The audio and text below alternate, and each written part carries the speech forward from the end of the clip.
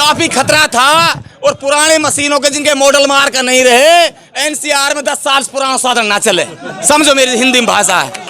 NCR में भरतपुर 10 साल से पुराना साधन ना चले, जो 5 साल एमएलए बना हुआ 10 साल हो तो वहाँ मांगो को कहा बोले वहाँ बैक डेट मांगो तो वहाँ की तो नू मान लियो तम वो तो शहीद हो गो। 10 साल एमएलए बन गो जो आदमी वो तो बचे ही ना हूँ। और 10 साल बनने के बाद नौजवान की वहाँ जरूरत थी। अब नौजवान में चाहे हमारी बहन नोकसम का नंबर आ जाए, चाहे आपका आ जाए, चाहे मेरा आ जाए, किसी और का आ जाए, तो एक ही बात है। नोकसम हमारे परिवार से ताल्लुकात रखते हो, डेमरोतो की बेटी है, हमारी बहन है। अगर वो किसी भी पार्टी से बनती है तो हमने विकास के नाम पे वोट दिए, उसको हमें क्या मतलब है उस चीज से? बिल्कुल बिल्कुल विकास के नाम पे वोट दिए हमने। सबसे पहले तो मेरा सभी को बहुत बहुत धन्यवाद, और जिन लोगों ने टाइम निकाल कर यहाँ आए, मेरे बड़े छोटे भाई और मेरे बुजुर्ग एवं मेरे दोस्त, आप सबका मैं बहुत बहुत आभार व्यक्त करता हूँ और आप सबका बहुत बहुत धन्यवाद। और सबसे पहले मैं ये बता देना चाहता हूँ, कभी भी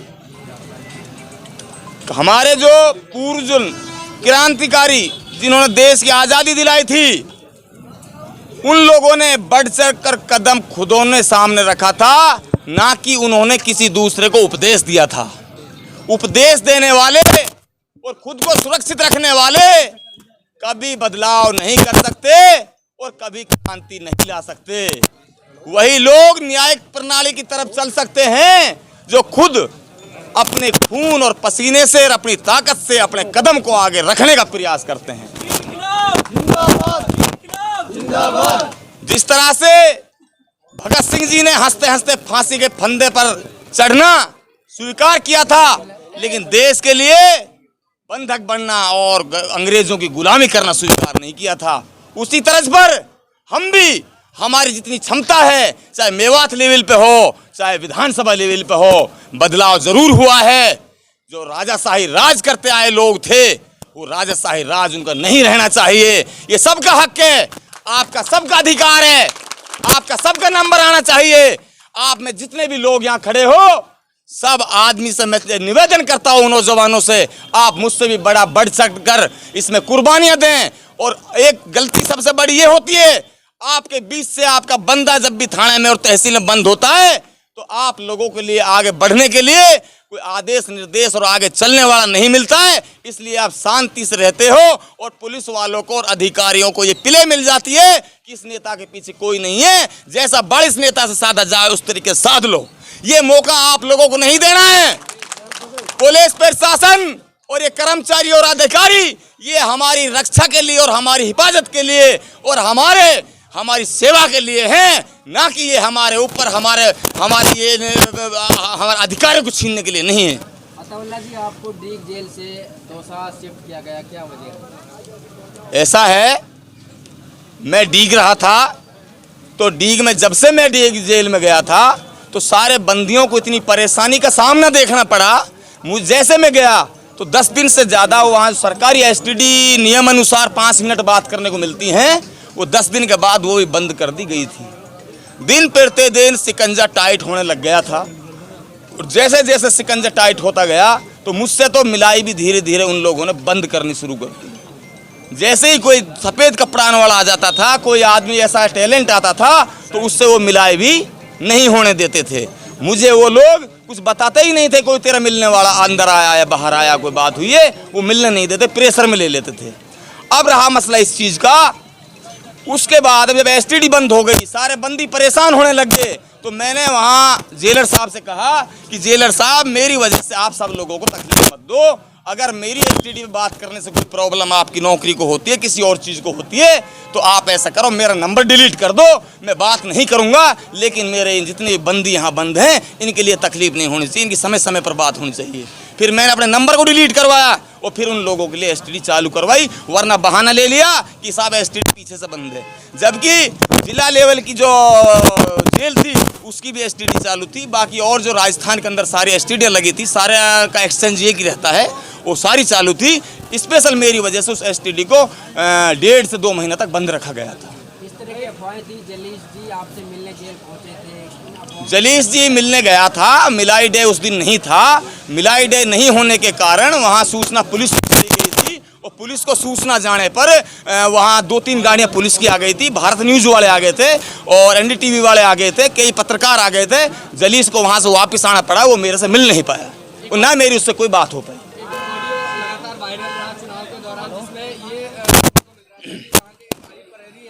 डीग जिले के आपने जो यहाँ की मौजूदा मंत्री रही थी उनका समर्थन करने को कहा है। ऐसा है, अफवाहें काफ़ी चलती हैं और डीग से मैंने तुम्हें बता दिया कि एसटीडी भी बंद थी और वहाँ ना कोई जेल में फ़ोन प्रोवाइड था और ना फ़ोन से प्राइवेट वहाँ कोई बात कर सकता है, ना हमने हाल की जाहिदा को मंत्री को किसी से बात की थी। वो जो ऑडियो है वो कोई जेली ने कैदी ने वहाँ से बाहर निकल करके, वो एक मेयो कांस्टेबल वहाँ लगता है, उसके साथ एक बहुत बुरी तरह से एक विश्वासघात किया था। उसकी वीडियो को ऑडियो को एडिट करने पर उसको फंसा करके सस्पेंड करवाया है। और किसी ने मुल्ला जी है वो, जो भी है, मैं नाम लेना उचित नहीं समझता क्योंकि ये थोड़ी वैसी बात है, उसको उसने धर्म खा करके वो ऑडियो बनाई है, कैसे बनाई, क्या किया क्या नहीं किया है। वो ऑडियो मुझे लगती है कि वो आरिफ भाई साहब हेड साहब की नहीं है, ना आरिफ इस तरीके से बात करता है। चलिए, आपके जो चाहने वाले आपका स्वागत किया है और तमाम क्षेत्रवासी देख रहे हैं, उनसे क्या कहेंगे?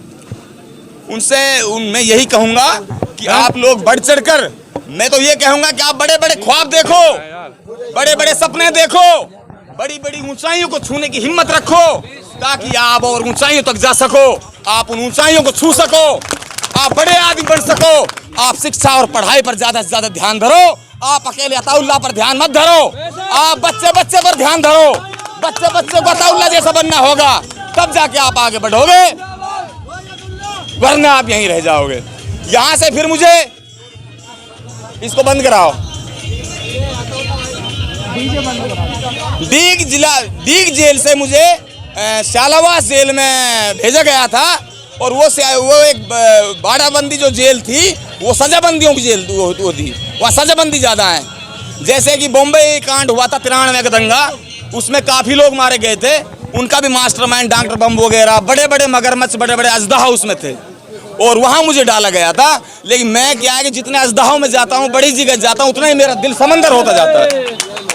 जितनी डरावनी जगह मुझे भेजा जाता है उतना ही मेरा दिल खुलता जाता है।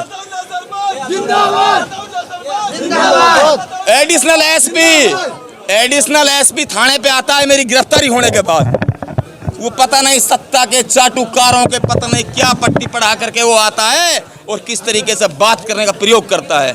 उससे जिस तरह उसने बात करी उसी तरह सूदे मुंह मैंने उससे बात करी। 2 बार मैंने झेला, तीसरी बार साहब नीचे हो आवाज में बात करना, बदतमीजी से बात मत करना। मुझे अताउल्लाह खान कहता है मैं इतना डरपोक आदमी हूँ, तेरी धमकी से डर जाऊंगा मैं। एडिशनल हिम्मत सिंह, मैंने बोला था हिम्मत सिंह को, हिम्मत सिंह की तमीज से बात करना। मुझसे अगर अभद्र व्यवहार करा, गाली गलौज से बात करी, मुझसे तमीज से बात करने की बात करना, आप तमीज से अब वो तो पुलिस अपनी राइटिंग में क्या कहते हैं, लेकिन राइटिंग हमारी भी खतरनाक है। हमारी राइटिंग हमारी भी इतनी मतलब हमारी भी खतरनाक राइटिंग है, इतनी अच्छी थोड़ी है। हम भी राइटिंग वाले ही हैं, ऐसा नहीं है। जाहिदा खान वहाँ पहुंची थी जब आपको गिरफ्तार किया गया? बिल्कुल ना पहुंची भाई जाहिदा खान वहाँ थाने पे, ये बिल्कुल अफवाह है। वहाँ परिंदा ने पर ना मारो, जा हवालात में जब थाना मताउल्ला बंद हो जाए और हम जाहिदा चली जाएगी। सोचता हूँ खुदा का बंदा दुनिया में नाली की किताब में बना देती है। सरफरोशी की तमन्ना अब हमारे दिल में है, देखना है जोर कितना बाजुए का दिल में है। हो जाते हैं बदनाम, वो चाहे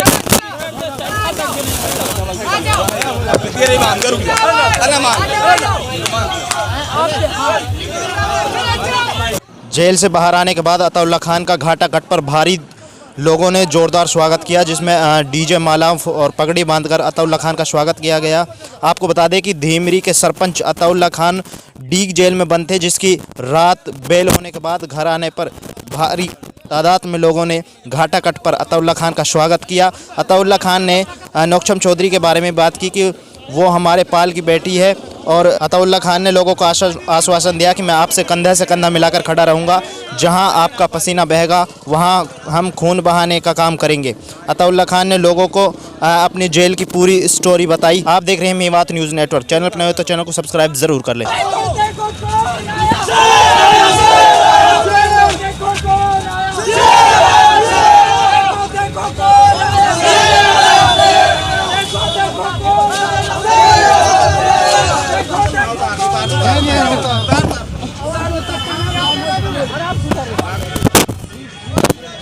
क्यों कह रहा हूँ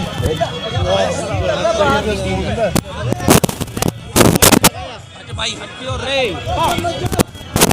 चला